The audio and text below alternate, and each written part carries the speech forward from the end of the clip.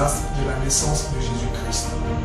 Cependant, chemin faisant, ils se sont égarés et ont dû se référer à la parole de Dieu pour continuer leur chemin. Nous commençons une année avec des vœux que nous recevons. Nous commençons une année avec des souhaits. À mi-parcours, les vœux et les souhaits que nous avons reçus se sont-ils réalisés?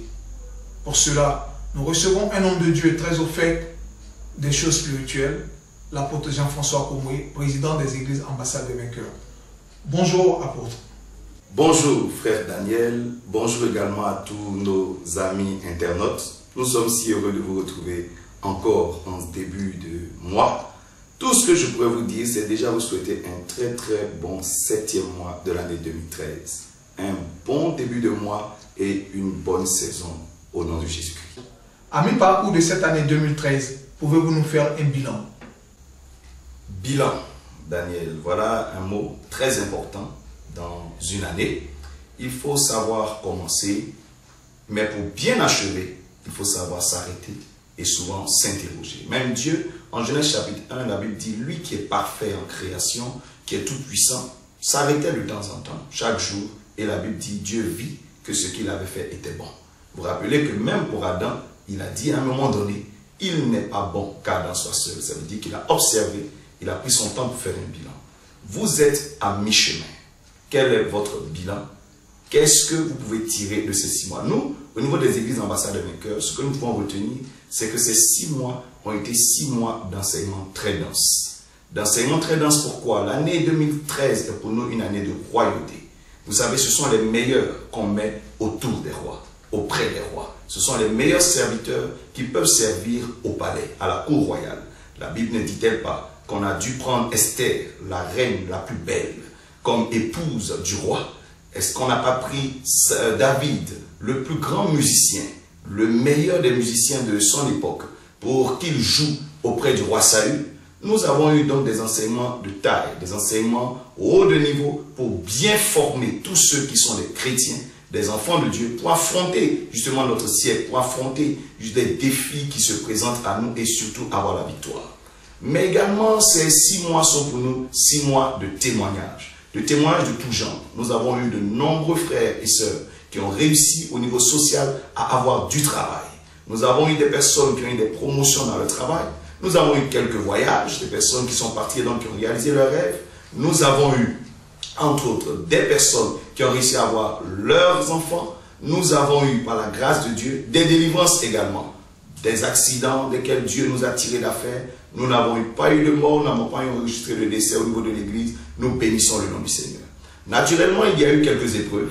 Des épreuves au niveau de quelques-unes de nos assemblées. Mais ce sont de bonnes épreuves, puisque ce sont des épreuves d'avancement. Nous avons eu quelques assemblées qui ont dû partir de leur lieu de culte pour un meilleur lieu de culte. Donc nous bénissons le Seigneur qu'on a eu des pressions justement dans nos premiers lieux de culte. Nous parlons par exemple de notre église de Daoukro, qui aujourd'hui justement est en construction.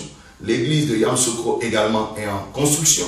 Nous avons l'église de Yopougon, l'église du Salut, qui est également en train d'achever son bâtiment. Nous rendons grâce à Dieu. Pour nous, qu'est-ce que nous pouvons dire? Dieu est fidèle, Dieu est bon. Nous partons pour cette année de royauté. Mais 6 mois, ce n'est pas assez.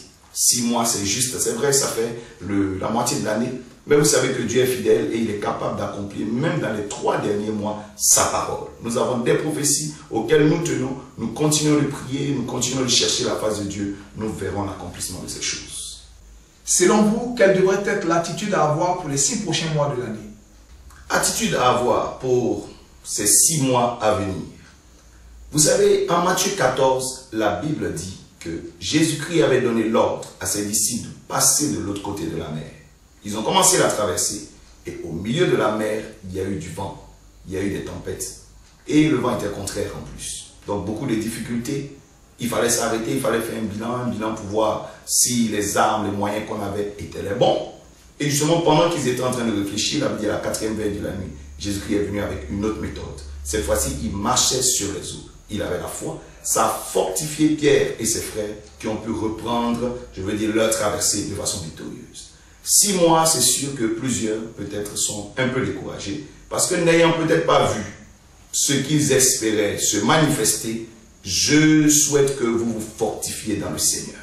Vous savez, une des choses que nous ne devons jamais faire, c'est de s'affaiblir devant le diable, s'affaiblir devant les défis. Après 40 ans d'échecs, 40 ans où Josué et son peuple tournaient en rond, la Bible dit qu'ils ont pu quand même posséder Canaan. 6 mois, c'est vrai, ça a été peut-être difficile pour vous, ça a été peut-être 6 mois de complications, de confusion.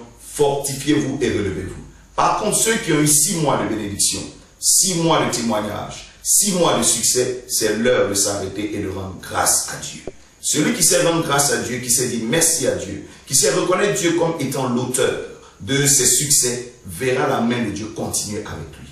Donc c'est une heure, je pourrais dire, pour se fortifier, pour ceux qui sont affaiblis, mais c'est une heure également pour rendre grâce à Dieu, pour tous ceux qui quelque part ont réussi avec le Seigneur.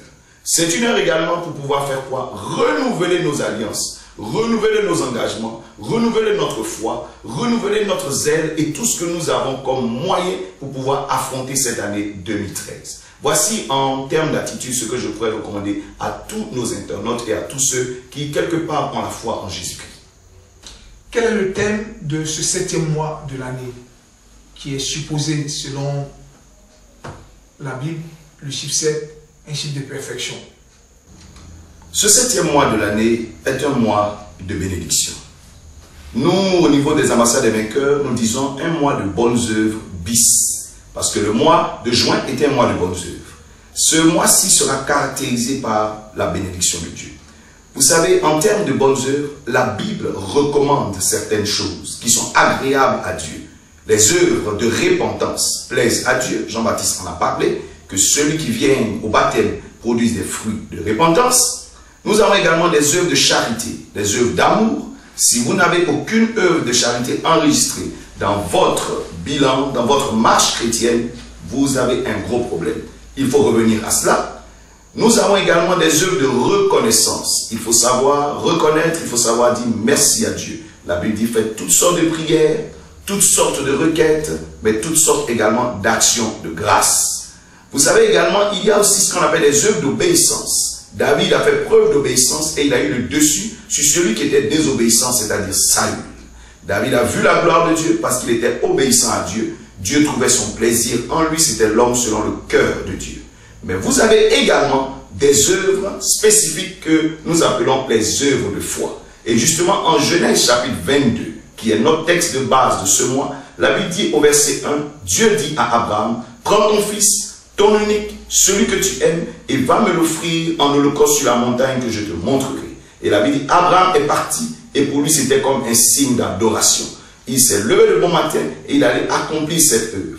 C'est vrai, dans cette œuvre, il y avait une notion d'obéissance, mais encore plus une notion de foi. Vous voyez qu'Abraham dit au verset 5 à ses serviteurs, restez ici, moi et l'enfant, nous irons adorer, et nous reviendrons. Quand Abraham dit nous reviendrons, c'est qu'il croit quelque chose. Il croit que Dieu sera capable de libérer cet enfant. Rappelez-vous que Isaac lui-même a posé la question de savoir mais où est l'animal? Et Abraham lui a dit Dieu pourvoira. Donc Abraham a fait bien plus que de l'obéissance, il est passé au stade de la foi. Vous voyez que dans le livre de Matthieu chapitre 14, comme nous étions en train de le dire, Pierre commence à traverser par l'obéissance. Jésus-Christ l'oblige à monter dans la barque et il obéit. Mais il n'arrive pas à achever cette traversée simplement avec l'obéissance. Il a fallu qu'il fasse preuve de foi. Il a donc dû demander à un moment donné au Seigneur, donne-moi une parole à laquelle je vais m'accrocher, sur laquelle je vais m'appuyer et je pourrai marcher sur les eaux. La Bible dit, si Pierre s'est enfoncé, ce n'est pas faute d'obéissance, mais c'est faute de foi.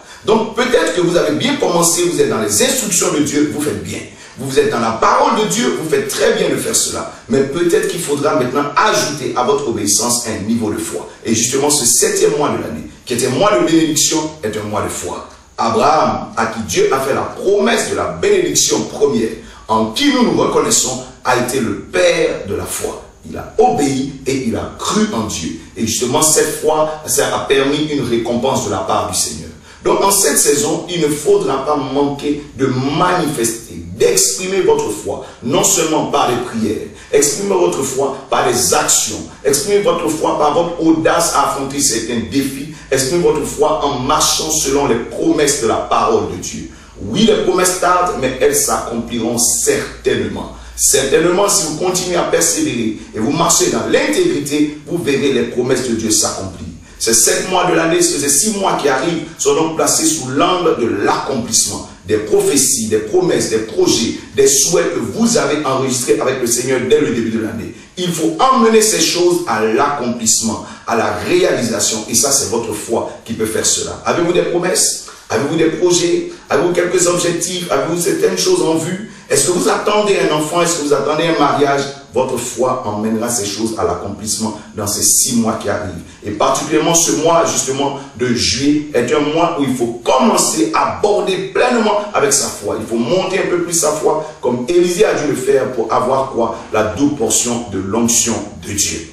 Donc ce 7e mois est un mois de bénédiction et surtout un mois d'expression de votre foi. Regardez, lorsqu'Abraham a dû partir justement sur l'autel de la foi, sur la montagne de la foi, la Bible dit qu'il a fait une alliance avec Dieu. Au travers de ce sacrifice, au travers de cette action de foi, la Bible dit un autel a été levé. Et ça a été une alliance très forte avec Dieu. Lorsque vous allez dans les actions de foi, vous levez une alliance forte avec Dieu, qui a permis quoi? Dieu lui a dit, tes descendants posséderont la porte de leurs ennemis. Donc dès l'instant où cette alliance est levée, vous avez une garantie de victoire. Vous avez une garantie de supériorité sur vos adversités. Vous avez une garantie d'accomplissement des promesses de Dieu dans votre vie. Vous avez une garantie de prospérité. Vous avez une garantie de possession des secteurs, des espaces où vous engagez. Est-ce que quelqu'un est en train de lutter avec vous? Quelque chose est en train de lutter avec vous sur le terrain de la promesse de Dieu? Votre foi vous donnera le dessus sur cette personne ou sur cette chose. La montagne se déplacera. Mais pour cela, c'est par les actes, par les sacrifices, par les déclarations de foi. Voilà pourquoi nous engageons tous ceux qui nous écoutent cette saison à faire beaucoup de prières. La prière est un acte de foi, c'est une déclaration de foi. Vous savez que Dieu vous exaucera, vous comptez avec Dieu. Qu'est-ce que vous aurez à élever comme voix vers le Seigneur? Vous priez d'abord dans des combats spirituels. Nous avons même recommandé que la 2e semaine de juillet soit un mois de jeûne. Un mois justement où vous humiliez devant le Seigneur, vous appelez la puissance de Dieu. Vous savez, le jeûne entraîne une plus grande manifestation de la gloire de Dieu dans votre vie. Et dans ce temps de jeûne, vous priez contre des esprits spécifiques. Premièrement, l'esprit de non-accomplissement. Tout ce qui est en train de retarder l'accomplissement de vos prophéties, l'accomplissement des objectifs que vous avez, tous ces blocages et ces obstacles que vous avez, vous pouvez les déplacer par la puissance de la prière. Ensuite, vous priez contre la mort. Tout ce qui est mort précoce. Vous ne devez pas mourir. Rien ne doit mourir en vous. Rien ne doit mourir dans votre famille. C'est la vie que vous avez qui vous permet de voir l'accomplissement de la parole de Dieu. C'est lorsque vous vivez que vous pouvez réussir tout ce que vous faites. Donc il faut prier contre tout ce qui est mort précoce. Mort par accident, mort par attaque spirituelle, mort par braquage, toutes sortes de morts par maladie. Il faut que toutes ces choses dégagent de vos 6 mois qui arrivent. Ensuite, vous aurez à prier contre l'esprit d'instabilité. Tout ce qui est déstabilisation de votre personne, de votre foyer, de votre maison, de vos affaires, de vos finances. Il faudra prier contre ces choses-là. Vous priez également contre l'esprit de pauvreté. Et il ne faut pas que vos mains soient vides. On ne peut rien accomplir quand on a des mains faibles. Donc il faut prier pour que la bénédiction de Dieu soit abondante dans vos mains, que la prospérité de Dieu coule dans vos mains. Alors vous réussirez à exécuter tous les projets que vous avez. Vous allez prier enfin pourquoi? Vous allez proclamer la bénédiction de Dieu sur vos 6 mois à venir. Il faut bénir vos activités, il faut bénir vos familles, il faut bénir vos maisons, il faut bénir vos enfants. Dieu dit à Abraham, tu seras une source de bénédiction. Donc vous aussi, vous êtes des sources de bénédiction. Il faut prophétiser, il faut bénir vos activités. Au lieu de les maudire, de vous décourager et de parler, je peux dire négativement, bénissez sans cesse vos activités, bénissez sans cesse vos familles, vous verrez la gloire de Dieu.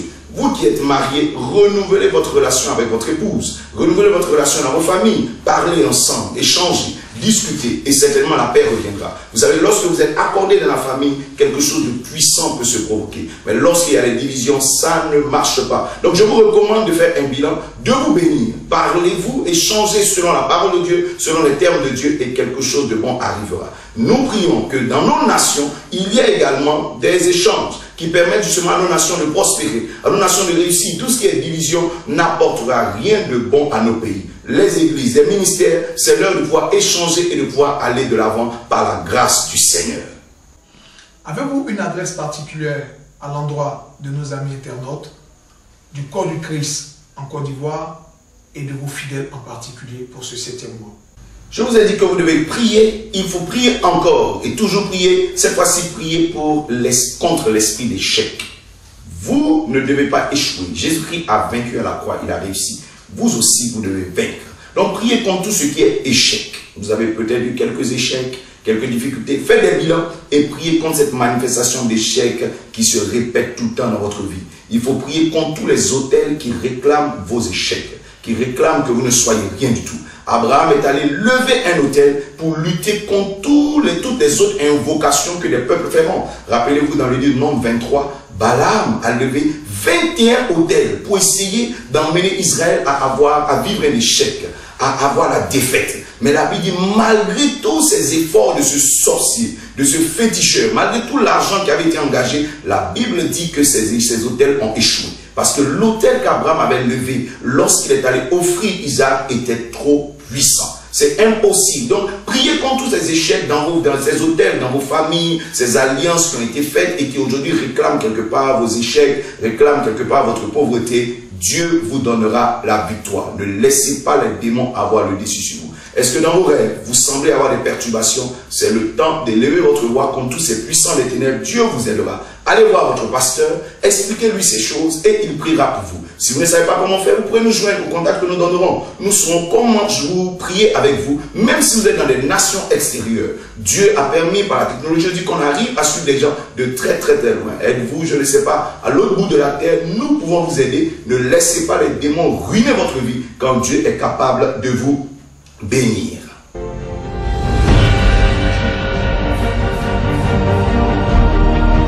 Je me dis, frère Daniel, à tous ceux qui nous écoutent, à tous ceux qui nous voient, et qui certainement ont connu certaines pressions.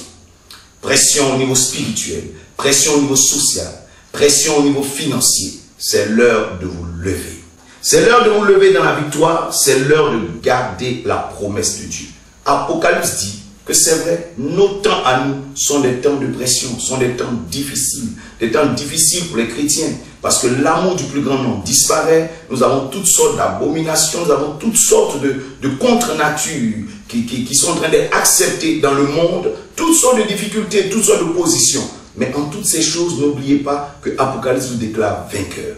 Vous devez vaincre. Vous ne devez pas laisser le diable avoir la victoire sur vous. Apocalypse dit que à tous ceux qui vaincront, Jésus-Christ les fera asseoir avec lui sur son trône. Ne manquez pas cette promesse de Dieu. Ne laissez pas ces différentes pressions, ces différentes tentations, ces différentes ruses du diable avoir le dessus sur vous. Je vous exhorte, vous tous qui êtes chrétiens, vous tous qui êtes des églises ambassades de vainqueurs, à garder la promesse de Dieu, à garder le bon dépôt, à garder la foi en l'accomplissement de ce que Dieu a dit. Dieu est fidèle et vous aurez la victoire. C'est vrai, il y a toujours des épreuves, il y a toujours des difficultés, des persécutions, mais nous avons toujours la victoire. Ne vous laissez pas avoir par l'ennemi. Résistez-lui et certainement vous aurez la victoire. Il fuira loin de vous. Quelle adresse encore je peux vous donner?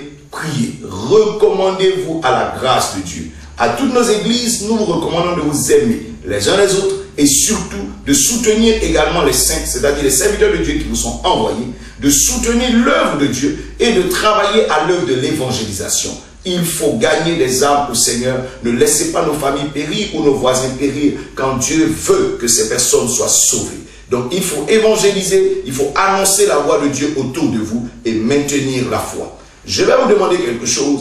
Il ne faut jamais avoir, des attitudes de paresse. Vous qui êtes des chrétiens, Dieu vous recommande d'avoir des bonnes œuvres, des œuvres de qualité. En dehors des œuvres de charité, de foi, je vous recommande aussi d'être excellent dans vos activités, excellent dans vos comportements, excellent dans vos attitudes, excellent dans tout ce que vous êtes en train de faire. Et alors vous verrez la gloire de Dieu triompher de toutes ces choses. Ceux qui quelque part sont en train de vous persécuter, lorsqu'ils verront l'excellence des œuvres que vous faites, comme ce que Joseph a produit en Égypte, certainement vos ennemis fléchiront à vos pieds. Et la gloire de Dieu pourra triompher, la parole de Dieu pourra certainement avancer et gagner du terrain.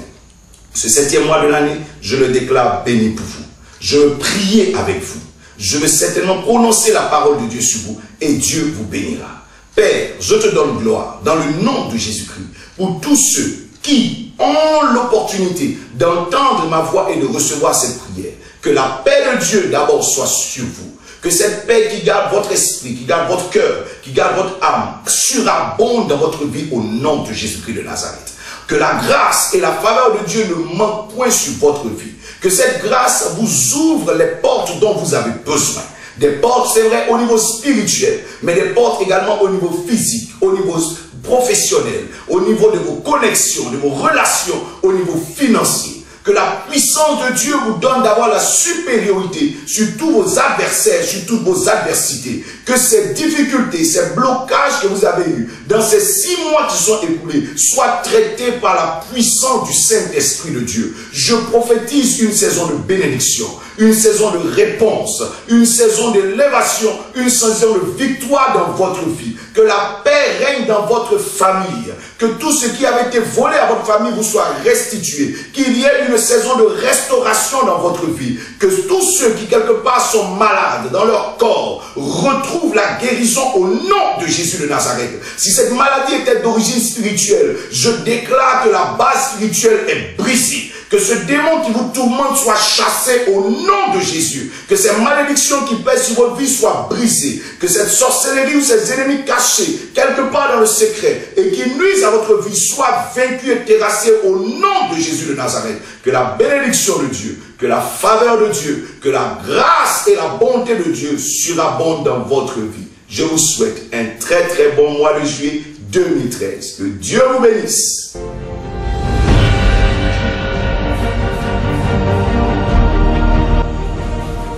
La Bible dit, et cela est sûr, que le ciel et la terre passeront, mais que la parole de l'Éternel, elle demeurera. Et nous avons vu au travers des paroles de l'homme de Dieu qu'il n'y a que la parole de l'Éternel qui nous accompagne durant toute une année. Peu importe les échecs que vous avez eus, comme l'homme de Dieu l'a dit, continuez d'avoir des bons yeux. Continuez de placer votre foi en Dieu afin de voir l'accomplissement de tous vos vœux, l'accomplissement de vos projets. Nous prions pour tous nos amis internautes qui nous suivent à travers le monde, que ces paroles-là demeurent dans vos vies et qu'elles s'accomplissent. Nous serons très heureux de vous voir aussi nombreux le 1er août en train de nous suivre. Où que vous soyez, cette émission est la vôtre. Que Dieu vous bénisse.